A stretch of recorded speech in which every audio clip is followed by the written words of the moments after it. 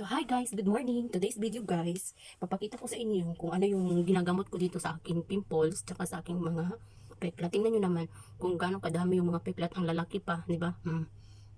Ngayon, naisipan ko naman, bumalik na naman ako sa paglagay ng Eskinol at tsaka Mismar. Bumili ako sa Jamia ng Mismar. Yan o. Ngayon, at may Eskinol ako dito guys. Dito ko siya nilagay sa aking Eskinol. Yan. Yan yun, diba? Iba yung kulay ng Eskinol kasi nilagyan ko siya ng Mismar. Yan.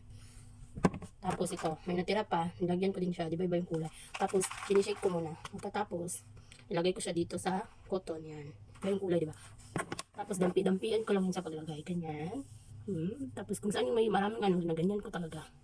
Para mawala siya. Para madaling mag-dry yung mga pimples. Tapos, yung acne niya, madali rin mawala. Diba? Nag-light-light na nga. Medyo nag-light-light na siya. Ito kasi sa kuko ko kasi ito. Sa mga kuko. Kaya yan, nagkaganyan. Medyo light-light na.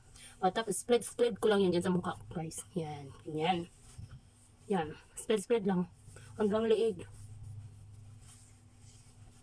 Spread lang natin. Pagkatapos, yan. Pagkatapos, patutuyuin ng mga 2 minutes. Ito yun siya, guys. Tingnan nyo, iba yung kulay niya. Diba? Mismar kasi nilagay natin. Siguro mga 15 piraso yung nilagay ko. Ayan, 10, ganun. Iba yung kulay.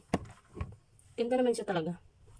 Tapos, syempre, nag-dry na siya ng 2 minutes. Ito naman yung cream na ginagamit ko. Ayan. St. Ives. Ayan. Nalagay din tayo sa ating mukha niyan. Ayan, konti lang. Hanggang spread lang din natin.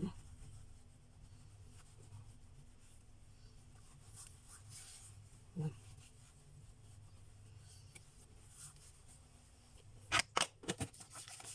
Yan siya. Ito yung cream. O, diba? Kasi para mag-dry, para mag-dry yung mga acne-acne ba. Umangit na tayo. And that's it guys. Bye-bye.